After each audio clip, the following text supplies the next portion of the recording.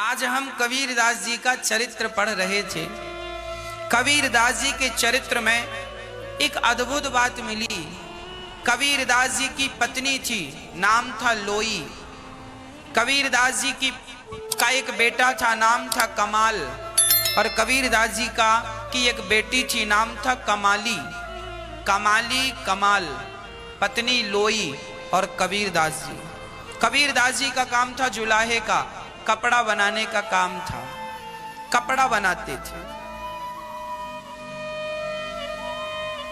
कबीरदास जी के चरित्र में लिखा है कि कबीरदास जी कपड़ा बनाते, जो पैसा मिलता उसी से अपने परिवार का पालन करते। आज कबीरदास जी ने कपड़ा बनाया और बाजार गए बेचने के लिए कि चलो अच्छे दाम मिलेंगे, परिवार के लिए 2-4 दिन के लिए रोटी की व्यवस्था होगी। तभी कबीरदास जी के पास एक साधु आ गए। साधु ने कहा, कबीर जी हमें कपड़ा दे दो, हमारी लंगोटी के लिए नहीं है, ओढ़ने के लिए नहीं है। तो कबीरदास जी ने सोचिए, उस कपड़े से रोटी आनी थी, कुछ पैसे मिलते तो सामान आता रोटी इत्यादि का। उतना ही धन था कबीरदास जी के पास। उस कपड़े की थान में से आधी थान जब वो देने लगे तो साधु जिनको दे रहे थे उनका लालच बढ़ गया। उन्होंने कहा, अब दे रहे हो तो पूरा ही दे दो, ताकि हम ओढ़ भी लेंगे, लपेट भी लेंगे। कबीरदास जी के मन में आया कि अब इन संत के अंदर इसके प्रति भाव जाग गया है लेने का, अब ये वस्तु मुझे रखनी नहीं चाहिए। कबीर जी ने पूरा कपड़े का थान दे दिया। अब कबीरदास जी विचार करने लगे, अब मैं अपने घर जाऊंगा तो मेरी बेटी कहेगी पिताजी भोजन लाए होंगे, मेरा बेटा कहेगा पिताजी कुछ भोजन लाए होंगे, पर मेरे पास तो कुछ है ही नहीं। तो कबीरदास जी छिप गए। पास में जंगल था, वहां चले गए। पेड़ के नीचे बैठकर सीताराम राम राम राम राम राम राम राम सीताराम सीताराम, कबीरदास जी जाप करने लगे राम राम का। जब राम नाम का जाप, घर में रोटी नहीं है, बच्चे भूख से तड़प रहे हैं, और कबीरदास जी जो सामान था कपड़ा इत्यादि वो दान कर दिया। अब बच्चे भूख से तड़प रहे हैं। कबीरदास जी बोले, घर जाऊंगा बच्चों की तड़प देख ना पाऊंगा, इसलिए यहीं बैठूं और भगवान का चिंतन करूं।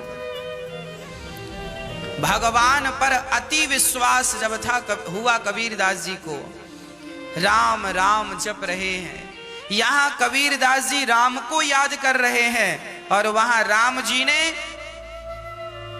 एक सेठ का रूप बनाया। भगवान श्री राम ने सामान भरा गाड़ी में और कबीरदास जी के यहां पहुंच गए। अरे भाई कौन हो? कबीरदास जी की पत्नी आई, कौन हो? कबीरदास जी ने सामान बेचा है, उनका कपड़ा बहुत महंगा बिका है। देखो दान किया था ना कबीरदास जी ने, कपड़ा एक संत को दान कर दिया। वो संत कोई और नहीं थे, स्वयं भगवान। पहुंच गए परीक्षा लेने की, देखूं कि ये देते हैं कि नहीं। भगवान सब पहुंचे तो भगवान का नाम, भगवान का दिव्य स्वरूप उन्होंने दान किया। वस्त्र का दान किया तो दान किया, दान कभी नष्ट नहीं होता। देर सवेर दान का परिणाम, दान का फल हमें मिलता ही है। कबीरदास जी को तुरंत मिल गया। भगवान स्वयं उनके यहाँ सामान में बढ़िया दाल चावल घी शक्कर गुड़ भर भर के गए और सामान उतारने लगे। कबीरदास जी की पत्नी बोली, इतना सामान? बोले हाँ, बहुत महंगा बिका है। 4 दिन हो गए कबीर जी को, अभी लौटे नहीं। तब कबीर जी को लगा, चलो अब चल के देख लेना चाहिए घर की स्थिति क्या है। तब कबीरदास जी वापस आए तो देखा तो पत्नी बड़ी चंगा, बच्चे बड़े प्रसन्न, खा रहे हैं पी रहे हैं। कबीर जी बोले पत्नी से, देवी ये सब सामान कहां से? बोले आपका ही तो कपड़ा महंगा बिका है, उसी से तो ये आया है। कोई आया था गाड़ी में भरकर। कबीरदास जी समझ गए, प्रभु मेरे कारण आपको इतना कष्ट उठाना पड़ा, मेरे घर राशन पहुंचाने आपको आना पड़ा।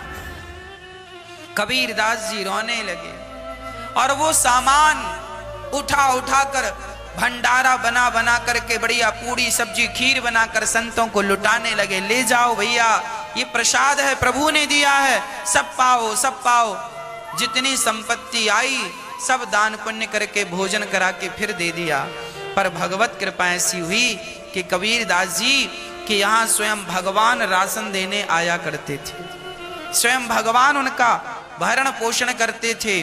जब हम भगवान में समर्पण करते हैं, जैसे छोटा सा बच्चा माँ की गोद में है, माँ के भरोसे है, ना वो चल पाता है, ना वो कमा पाता है, ना अपने से खा पाता है, तो माँ बाप ही कमा कर उसे खिलाते हैं। खाता नहीं है तो माँ उसके मुंह पे डालती है थोड़ा थोड़ा और बच्चा खाता है।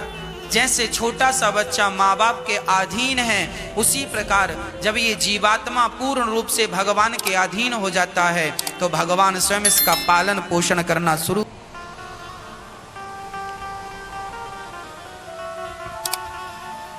कबीर जी ने भगवान का विश्वास नहीं तोड़ा, भगवान पर पूर्ण श्रद्धा रखी।